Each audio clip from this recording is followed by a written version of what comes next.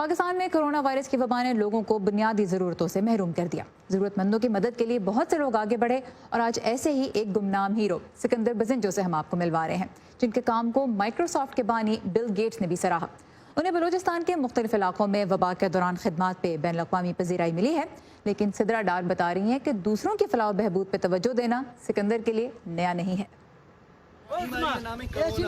سکندر بزنجو کا تعلق بلوچستان کے علاقے نال سے ہے۔ یہ پاکستان کے نقشے پر ایک چھوٹا سا نقطہ ہے، مگر سکندر بزنجو آج عالمی سطح پر پہچانے جاتے ہیں۔ کورونا وائرس کے بحران میں لوگوں کی خدمت پر مائکروسافٹ کے بانی بل گیٹس نے انہیں گمنام ہیرو کا لقب دیا، لیکن سکندر کے لیے دوسروں کی بھلائی کے لیے قدم اٹھانا نیا نہیں۔ اتنی بڑی شخصیت مائکروسافٹ کے فاؤنڈر ہیں، جن کو ہم بچپن سے پڑھتے آ رہے ہیں، جن کی ہم کاوشوں سے ابھی تک we are getting benefit from it. مجھے یہ تھا کہ I just realized that nothing is impossible if you work as a team۔ ایک پروگرام سٹارٹ کیا initiative Balochistan youth against corona کے نام پہ، اور شروع میں ہم نے یہ ٹارگیٹ کیا تھا کہ جو 40 لوگ ہیں کوئٹہ میں، وہ اپنی پاکٹ منی سے ہم سپورٹ کریں گے ٹو فگر آؤٹ لاجسٹکس کیا ہیں، کہاں سے ہمیں چیزیں لینی ہیں، کن کو دینی ہے، لوگ کون ہوں گے جو فائنل ریسیپینٹس ہیں، اور کیا ہمارا امپیکٹ آئے گا۔ کراچی میں رہتے ہوئے سکندر کے لیے بلوچستان کے ان علاقوں میں کام کرنا ایک بڑا چیلنج تھا جہاں حالات سازگار نہیں، لیکن مقامی رضاکاروں کے ذریعے امدادی کام چند گھرانوں سے سینکڑوں تک پھیل گیا۔ So we started from Quetta and we have branched out to more than 42 big towns۔ اس میں بولیدہ ہے، بولیدہ جیسے شورش زدہ علاقے ہیں، اواران ہے، نال ہے، تربت ہے، پنجگور ہے، اس طرح کے علاقے ہیں نال بلوچستان میں۔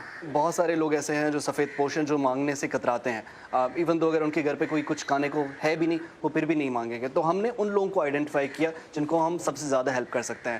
تو ہمارے جو لوکل والنٹیئرس تھے، وہ ان کے گھر گئے ہیں، ناک کیا ہے، وہاں پہ چیزیں رکھی ہیں کہ یہ آپ کے لیے ہیں۔ لوگوں کا پیٹ بھرنے کے ساتھ ساتھ سکندر زرخیز ذہنوں کے لیے بھی سامان مہیا کرتے ہیں۔ گھر کے صحن میں رکھی یہ کتابیں بلوچستان جائیں گی، جہاں بہت سے لوگ ان کے منتظر ہیں۔ بلوچستان کا بیشتر حصہ انٹرنیٹ کی فراہمی سے محروم ہے۔ ایسے میں نوجوان تعلیم سے دور نہ رہ سکیں، ان کے لیے سکندر نے کتب خانے قائم کرنے کا بیڑا اٹھایا ہے، جس کے لیے وہ اب تک 15,000 سے زائد کتابیں مختلف جگہوں پر پہنچا چکے ہیں۔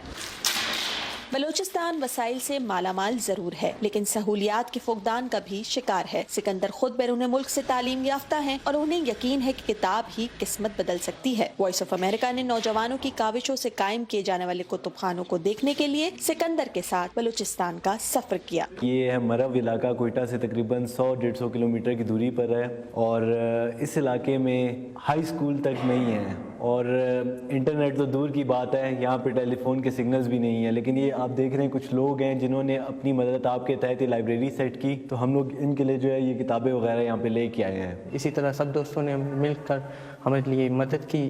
کچھ کتابیں یہاں پر جیسے فارسی کی اویلیبل ہے ہمارے ساتھ، انگلش سٹوریز ہے، بچوں کے لیے کچھ خاص کتابیں جو پڑھنے کے لیے جن کا شوق ہے وہ آ کے پڑھتے ہیں۔ رات کے ٹائم بھی اگر ہمارے کچھ دوست آتے ہیں تو وہ یہاں پر تیاری کرتے ہیں اپنے کمیشن کے لیے بھی۔ اپنے ہم خیالوں کے ہمراہ سکندر اب بلوچستان میں موسمیاتی تبدیلی کے اثرات سے نمٹنے کے لیے مقامی سطح پر کوشش کر رہے ہیں۔ بلوچستان میں ابھی 2 سال پہلے 7 سال تک خشک سالی تھی، ابھی اس سال بہت زیادہ فلڈز آئے ہیں۔ کلائمیٹ چینج از ریئل ہے، تو کلائمیٹ چینج پہ ہم کام کرنا چاہتے ہیں، یوتھ کو انوالو کرنا چاہتے ہیں۔ سکندر کو یقین ہے کہ تھوڑی سی رہنمائی اور لگن کے ساتھ نوجوان بہت کچھ کر سکتے ہیں، جیسے خود انہوں نے کیا۔ مرتضی زہری کے ساتھ Sidra Dar, voice of America, Karachi.